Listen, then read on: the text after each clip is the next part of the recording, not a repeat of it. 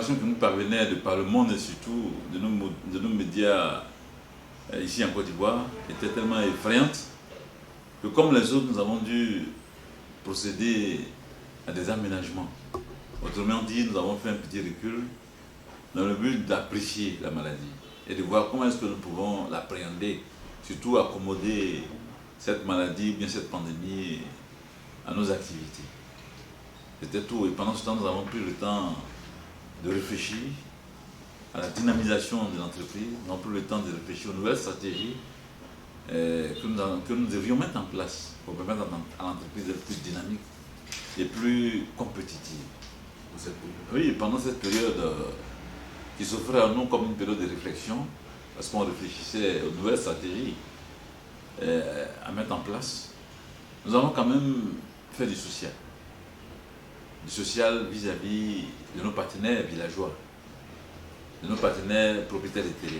C'est ainsi qu'avec l'accord de la directrice générale, nous avons procédé à une campagne de remise de kits, des barrières de protection vis-à-vis de la Covid-19. Dans plusieurs villages, nous avons distribué des cache-nez, nous avons distribué des gels hydroalcooliques, des seaux et puis des savons liquides. Et c'est ce que nous avons fait. Pendant ce temps, nous avons pris le temps de réfléchir aux nouvelles stratégies. C'est ce qui est important. L'objectif ne peut pas changer.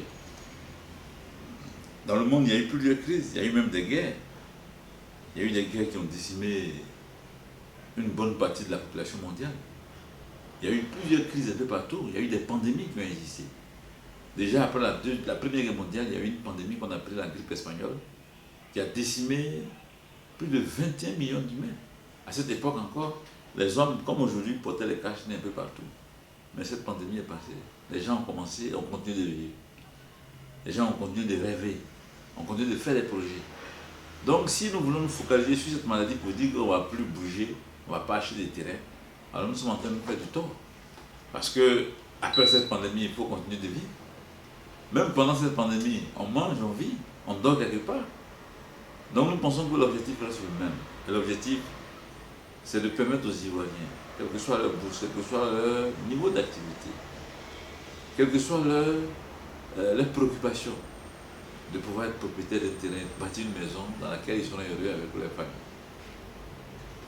Oui, l'année 2020 est une année heureuse pour nous, parce que ça nous a permis d'accroître notre chiffre d'affaires. Ça nous a permis également, dans le cadre de nos activités, d'immatriculer un site. Le premier de l'année 2020, c'est le site de la 10e tranche, ce qu'on appelle la 10e tranche en grande extension, qui est à une superficie de 56 hectares. L'approbation a été signée, ça nous réjouit déjà. Et nous pensons que cette année encore, par rapport aux perspectives, bien d'autres sites encore seront immatriculés. C'est ce qui fait notre joie. Mais en plus de cela, les Ivoiriens ont commencé à comprendre la portée de notre message. Parce que quelqu'un qui n'a pas de terrain, qui n'a pas de bien, il n'est rien. L'essentiel de la vie d'un homme, c'est d'avoir un toit où vivre. Un homme qui travaille doit avoir un toit ou bien une maison dans laquelle il peut vivre avec toute sa famille. Donc, nous sommes heureux que la plupart des Ivoiriens commencent à comprendre. D'ailleurs, nous recevons chaque jour des mutuelles, des organisations qui veulent intégrer notre programme qui est tellement alléchant et qui permet aux Ivoiriens avec facilité de pouvoir obtenir un terrain. Voilà, donc l'année 2020 est une année très heureuse pour nous parce que nous avons déjà immatriculé un site, nous avons des perspectives d'immatriculation d'autres sites. Et en plus de cela, les Ivoiriens commencent à comprendre notre message et d'ailleurs nous avons signé des contrats avec de nombreux syndicats et organisations qui ont intégré notre programme. Donc c'est une année assez intéressante. Voilà, nous disons que avec l'expérience de nombreux Ivoiriens qui ont travaillé, qui ont fait 30 ans de service, beaucoup se sont retrouvés au village. Beaucoup se sont retrouvés au soir de leur retraite, ils se sont retrouvés dans des conditions difficiles, dans des conditions lamentables. Parce qu'ils n'ont pas eu le temps de pouvoir économiser, s'acheter un terrain et bâtir une maison. Fiawa offre cette possibilité à la plupart des Ivoiriens. Pendant que vous êtes en train de travailler, c'est le moment et c'est le temps de pouvoir prendre conscience que ce qui est essentiel dans la vie, ce ne sont pas les voitures, les belles femmes, ce ne sont pas la belle vie, mais c'est de s'octroyer l'essentiel, qui est d'avoir une maison à travers un terrain sur lequel nous pouvons bâtir effectivement une maison et puis vivre décemment avec notre famille.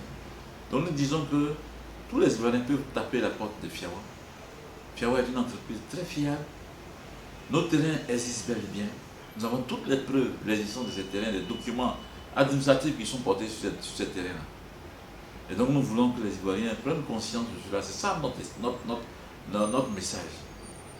Il faut que les Ivoiriens prennent conscience que ce qui est essentiel, c'est d'avoir une maison, d'avoir un terrain et d'avoir une maison.